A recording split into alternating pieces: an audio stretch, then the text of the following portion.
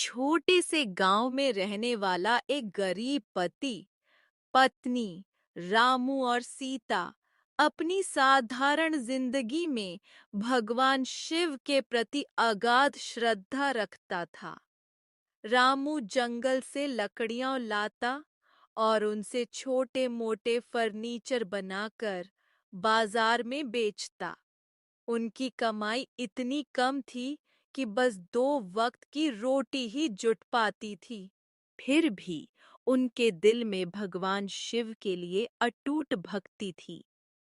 उनके छोटे से घर में एक शिवलिंग की मूर्ति थी, जिसकी वे रोज पूजा करते और प्रार्थना करते कि एक दिन महाकाल उनकी जिंदगी को बेहतर बना देंगे। एक दिन की बात है, रामू और सीता अपने छोटे से घर में शिवलिंग के सामने बैठे हैं। मूर्ति के सामने एक दीपक जल रहा है और वे दोनों हाथ जोड़े प्रार्थना कर रहे हैं। हे महाकाल, आप तो सबके दुख हरते हैं। हमारी गरीबी का बोझ भी हल्का कर दीजिए। हम आपकी भक्ति में कोई कमी नहीं रखते। हाँ भोलेनाथ, हम दिन रात मेहनत करते हैं, फिर भी बस 2 वक्त की रोटी नसीब होती है। बस एक बार आपकी कृपा हो जाए तो हमारी जिंदगी बदल जाए।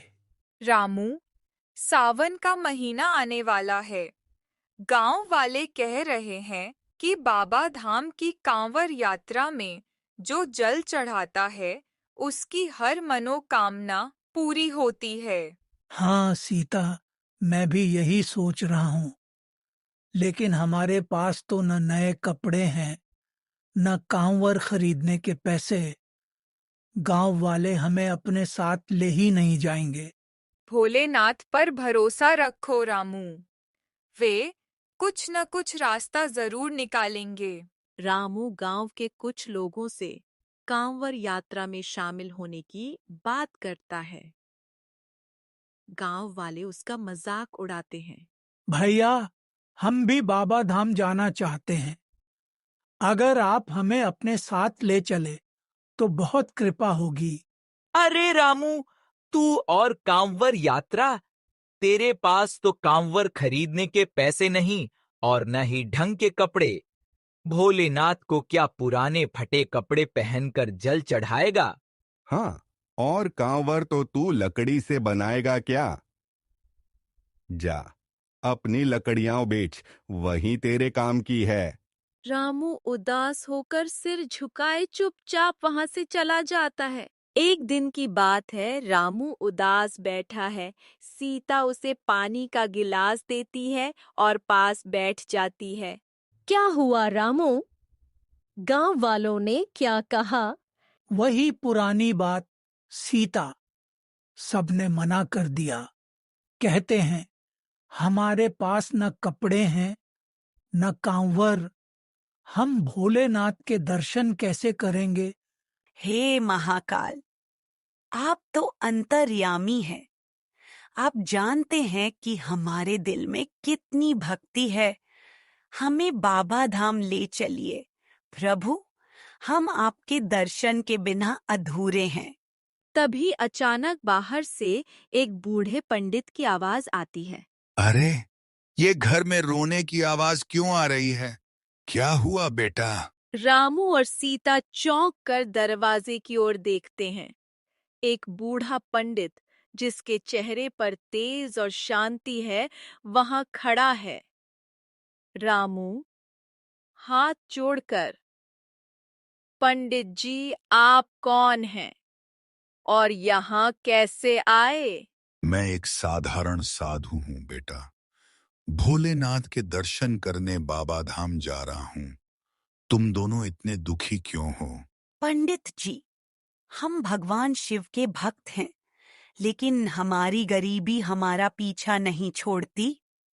हम बाबा धाम जाना चाहते हैं, लेकिन हमारे पास न तो नए कपड़े हैं और न ही कांवर खरीदने के पैसे। गांव वालों ने हमें अपने साथ ले जाने से मना कर दिया।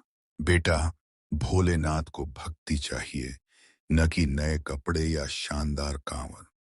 तुम अपने सच्चे मन से एक गिलास जल भी चढ़ाओ तो वे प्रसन्न हो जाएंगे। लेकिन पंडित जी, कांवर तो महंगी होती है, हम उसे कैसे बनाएं? तुम तो लकड़ियों का काम करते हो, है ना? अपनी लकड़ियों से एक कांवर बनाओ और उसे अपने पुराने कपड़ों से सजाओ। भोलेनाथ तुम्हारे दिल को देखते हैं, तुम्हारी कांवर को नहीं। मेरे साथ चलो, मैं भी बाबा धाम जा रहा हूँ। हाँ बेटी, लेकिन तुम्हें पैदल चलना होगा। क्या तुम तैयार हो? हाँ पंडित जी, हम तैयार हैं बोलकर दोनों खुशी से झूम उठते हैं और अपनी लकड़ियों से कांवर बनाने में जुट जाते हैं। रामू और सीता अपने छोटे से आंगन में बैठकर लकड़ियों से कांवर बना रहे हैं। सीता पुराने कपड़ों से उसे सजाती है। देखो रामू, ये तो बहुत सुंदर बन गया। ये पुराना दुपट्टा कितना अच्छा लग रहा है। हाँ सीता, तुमने इसे इतना सुंदर बना दिया। अब ये किसी दुकान की कांवर से कम नहीं है। अब बस एक गिलास में जल लेकर बाबा धाम चलेंगे। भोलेनाथ जरूर प्रसन्न होंगे। दोनों एक दूसरे को देखकर मुस्कुराते हैं और कांवर को तैयार रखते हैं। रामू, सीता और बूढ़ा पंडित कांवर लेकर बाबा धाम की ओर पैदल चल रहे हैं। गांव वाले उनकी साधारण कांवर को देखकर आश्चर्यचकित हैं। अरे, ये रामू की कांवर तो बहुत सुंदर है। ये तो अपने हाथों से बनाई है ना। रामू और सीता मुस्कुराते हैं, लेकिन कुछ नहीं कहते।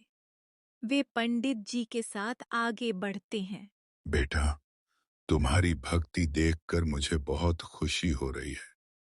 बस अब अपने दिल को शुद्ध रखना। जी पंडित जी, हम तो बस भोलेनाथ के दर्शन करना चाहते हैं। लंबी यात्रा के बाद वे बाबा धाम पहुंचते हैं। रामू और सीता मंदिर में शिवलिंग के सामने खड़े हैं। वे अपनी कांवर से जल चढ़ाते हैं। बूढ़ा पंडित पास में खड़ा है। जी पंडित जी, हम तो बस भोलेनाथ के दर्शन करना चाहते हैं। प्रभु, हमें और कुछ नहीं चाहिए, बस आपका आशीर्वाद चाहिए। जल चढ़ाने के बाद वे पंडित जी को ढूंढते हैं, लेकिन वे कहीं दिखाई नहीं देते। अचानक वह गायब हो जाता है। सीता, पंडित जी कहाँ गए? अभी तो यहीं थे। हाँ, अचानक गायब हो गए। ये तो कोई चमत्कार ही है। रामू और सीता अपनी कांवर लेकर गांव वापस जा रहे हैं। रास्ते में लोग उनकी कांवर की तारीफ करते हैं और कुछ लोग उसे खरीदना चाहते हैं। भाई, ये कांवर तुमने बनाई है, कितने में बेचोगे? जी, ये तो हमने बाबा धाम के लिए बनाई थी, बेचने का तो सोचा नहीं। अरे, मैं अच्छे दाम दूंगा। ऐसी कारीगरी तो बाजार में नहीं मिलती। रामू और सीता एक दूसरे को देखकर मुस्कुराते हैं। वे घर आते हैं, बहुत सारा कांवर बनाकर बेचते हैं और अच्छे पैसे कमाते हैं। रामू और सीता की जिंदगी अब बदल चुकी है। उनकी कांवर की कारीगरी की मांग बढ़ गई है। वे अपने घर में शिवलिंग के सामने बैठे हैं। रामू, देखो, अब हमारी जिंदगी कितनी बदल गई है। लोग हमारी कांवर खरीद रहे हैं और अब हमारे पास 2 वक्त की रोटी से ज्यादा है। हाँ सीता, ये सब भोलेनाथ की कृपा है। लेकिन वो पंडित जी कौन थे? वे अचानक गायब कैसे हो गए? अचानक कमरे में एक तेज रोशनी चमकती है। भगवान शिव का एक अलौकिक रूप प्रकट होता है। प्रिय भक्तों, मैं तुम्हारी भक्ति से बहुत प्रसन्न हूँ, इसलिए मैं स्वयं उस साधु के रूप में तुम्हारे पास आया और तुम्हें बाबा धाम ले गया। जो मेरी सच्ची भक्ति करता है, मैं हमेशा उसके साथ रहता हूँ। हे महाकाल, आपने हमें दर्शन दिए, हम धन्य हो गए।